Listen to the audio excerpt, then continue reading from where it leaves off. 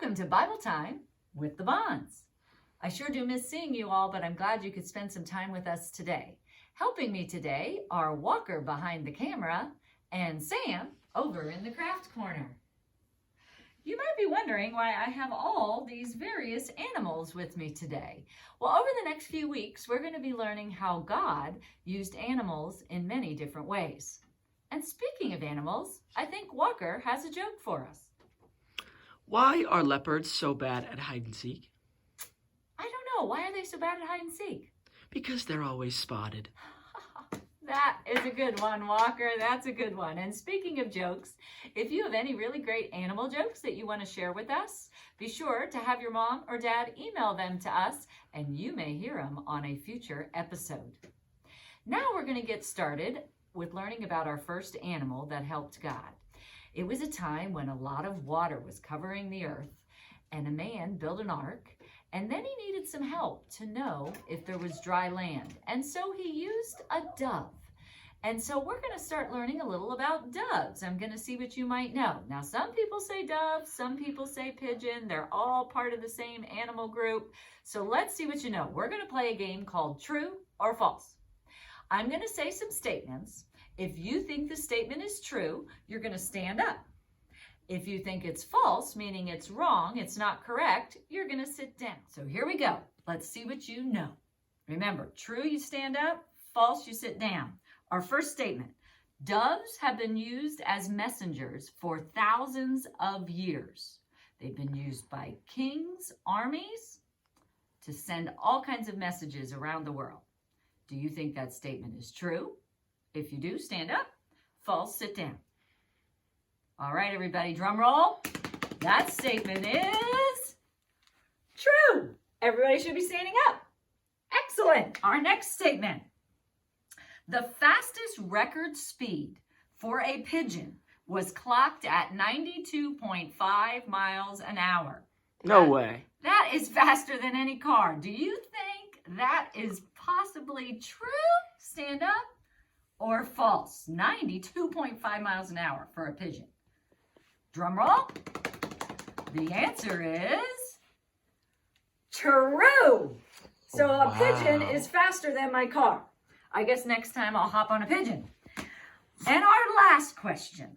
Young doves are called squabs. Squabs. S-Q-U-A-B-S. I've never heard that word in my life. Are young doves called squabs? If the answer is true, stand up. If not, sit down. Final drum roll. The answer is true. Charlie knew the answer too. Our dog stood up. Charlie knew the answer was true. Young doves are called squabs. How'd everybody do?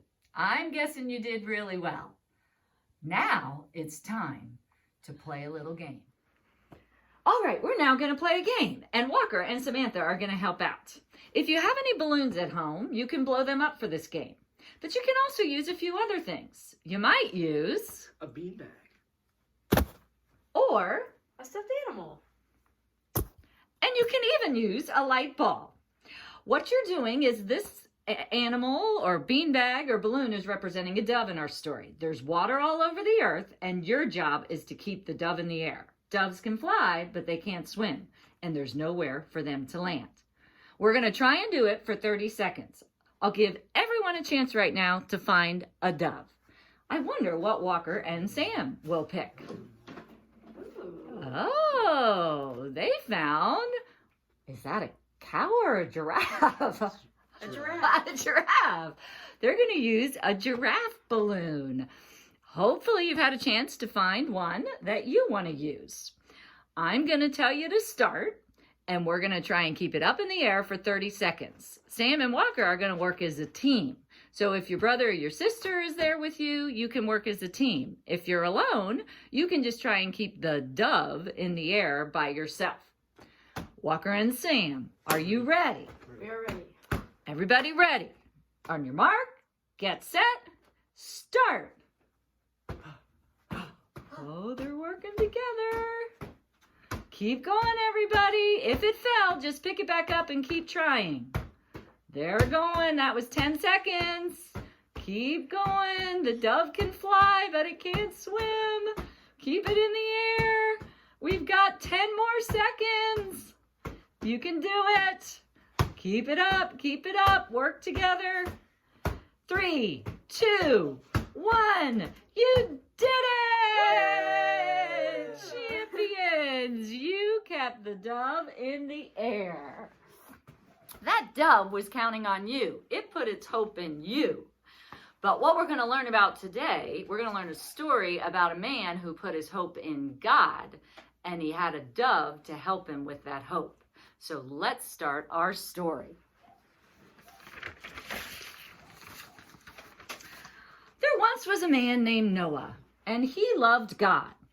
He and his family were very faithful to God. Nobody else loved God.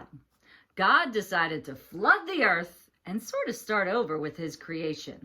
But he decided to save Noah and his family. They couldn't swim long enough to outlast the flood, but God told Noah to build an ark. So Noah did what God asked. He built the ark. And soon the floods came. And Noah had to get on his ark. But he also needed to help the animals. You need to toss them. The animals couldn't swim either. So the animals went on the ark.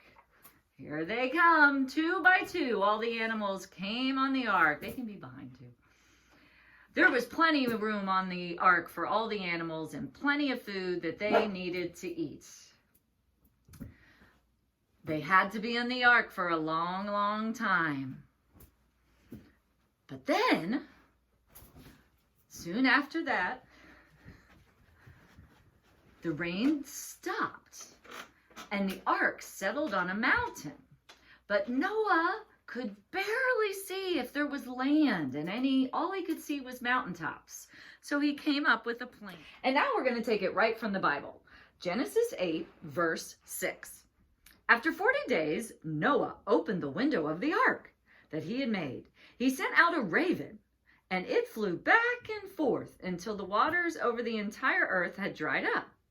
Then he sent out a dove to see if the waters on all the fertile land had subsided. But the dove found no place to land to set his foot. It returned to the ark, since the waters still covered the earth. Noah stretched out his hand, took it, and brought it back into the ark. He waited 7 more days and sent the dove out from the ark again. The dove came back in the evening, and it was grasping a torn olive leaf in its beak. Then Noah knew that the waters were subsiding from the earth. He waited 7 more days and sent the dove, but it didn't come back to him again. In Noah's 600th year, on the first day of the first month, the waters dried up on the earth. That is our story today from Noah and how a dove helped Noah know the land was ready for his people. So the dove went out 3 times. The first time it went out and it came back with nothing. How do you think they felt on the ark when that happened? Sure, they were a little disappointed. Sure, they were hoping that it was finally time to get off the ark. But I think they still held on to hope that that day would come. So 7 days later, they sent the dove out again. This time it came back with an olive branch. So that told them there were actually trees now and bushes and things like that on the earth. How do you think they felt now? I'm sure they were still a little disappointed that they couldn't get off the ark, but I'm sure they had lots of hope that the time was coming soon. They never gave up on God. Finally, the dove goes out the 3rd time and doesn't return. What that means is the dove found a place to nest, which meant the land was ready for Noah and his family to get off the ark. And now, how do you think they felt? I think they probably felt pretty excited, and they never gave up hope on Noah. Well, guess what? We're sort of like Noah right now. We're not supposed to leave our homes. We're to stay at home. But we need to hold on to that hope because God's taking care of us during all of this time. He's watching over us. He's helping people get well. He's protecting the doctors, the nurses, the police, everybody that's out there making sure we stay safe. He's watching over. And he's going to make it okay for us to get out of our house again as well. So maybe we can think like Noah and have hope. The dove gave Noah that opportunity to have hope, but now you want to have your hope in God. Because here's what I want you to remember. God makes promises and he always keeps them.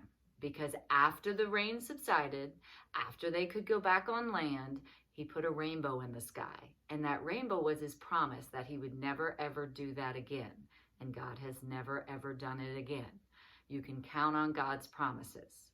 You can also know that your hope can be in God.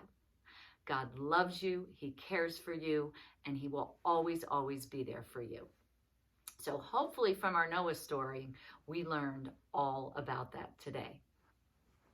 Now we're over in the craft corner with Sam because we're going to find out how she is helping people have hope and see hope for all the nurses and the doctors and the police, everybody that's out there doing all they can to keep us safe.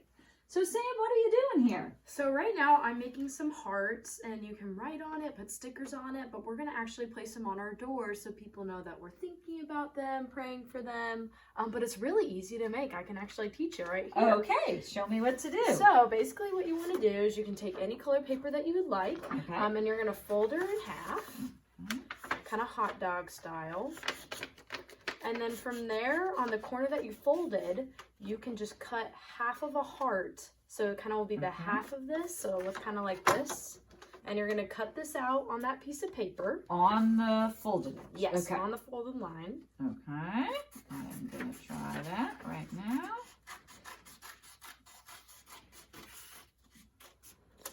Awesome. And so when you open it up, it'll look like a heart. I have a heart. And so from Okay. then you can use markers, crayons, whatever you want to use, and I write a see you have some message for the stickers. people that are riding by, whatever you want. But we also have stickers. If you guys don't have any stickers at home, you can use. You can put hearts. I put some hearts on mine. And I just wrote, "We're praying for you." And you can write really anything that you feel you want people to know. You can even write something like hope or thank you. But something really easy to do at home. Okay, I was thinking thank you would be really cool because I appreciate all they are doing. If you're not quite sure how to spell something, I'm sure Mom and Dad could help you with that. And maybe you just want to draw a picture on it. We just learned how Noah sent a rainbow in the sky to remind us that he will always take care of us and keep his promises. Maybe you want to draw a rainbow on your heart. Any kind of picture, words, stickers, anything you might want to do, you can put on your heart. And guess what? Now we're going to go put them on our front door. And now we're up at the front door of our house, and we're going to put our hearts right on the front door. We're just using regular tape. And you can cover your door. We didn't have time to make any more right now. We'll probably make some more later to add to our front door, but when we close the door, now as people are walking or driving by, they know we appreciate all they're doing for us to keep us safe and keep us healthy. Hey friends, I hope you had a good time making your hearts, and don't forget you can keep making those and adding them to your door every day. I'd also love it if Mom or Dad took a picture and sent them my way so I could see all the awesome doors we're creating and all the hope we're giving to all those people out there that are helping us. To finish up our day, I'm going to read you a fun little story about a monkey who learned to trust God and put his hope in God. It's called No, No, Noah. Come down, monkey, Noah cried. There's the ark. Now run inside. But I kept swinging in my tree. No, no, Noah, don't take me. Monkey, monkey, take my hand. God intends to flood this land. Come on down, get in line. God will see us through just fine. Are there trees in your big boat? Are you sure your ark will float? If I come along with you, like those creatures 2 by 2, must I leave all this behind? No, no, Noah, never mind. Sadly, Noah turned away. Noah, please, I hollered, stay. Can't you see it's way too scary? Is this whole trip necessary? Monkey, you must trust the Lord. So I prayed and I jumped aboard. Look, all the animals are together on the ark. Monkey's looking at them. Bunking with the kangaroo, dining in a floating zoo. Ah, and here's our monkey who just came to hear the story.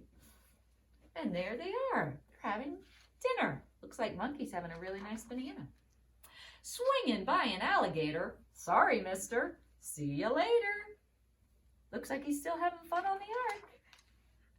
Neighing, barking, cooing, mooing. Look, they're even dancing. They're having such a good time on the ark. Croaking, cockle-doo-dooing. Look at all the animals. We even got flamingos on the ark, a frog on the ark. 40 days it rained and poured. All of the bears and beagles snored. Do you have anybody in your house that snores? Then God turned his wet world dry, arched his colors in the sky. Now all day I dance and sing with a rainbow for a swing. When your day brings something new, think of Noah's floating zoo. Pray like monkey, swinging low. God stays with you as you go. Join me all in a prayer. So hands in the air, hands in the air. It's time to say a prayer. We're going to call this an echo prayer. So you just repeat after me. Dear God, thank you for your stories. Thank you for your stories And reminding us and reminding us that you are always there for us. that you are always there for us. You love us You love us and you keep your promises. and you keep your promises. And you will watch over us And you will watch over us all the time. all the time. We love you, God. We love you, God. Amen. Amen. All right, friends, I'm so glad you could join us today, and I hope you had a good time with Walker, Samantha, and I, and we look forward to seeing you in a couple days. Just a reminder, don't forget to send me some jokes. If you have any good animal jokes, we might use it on some of our other episodes. Also, if your parents want to send any pictures of your hearts on your doors, we'd love to get those as well. And never, never forget that God is always there for you. He loves you, and he's always got your back. See you next time.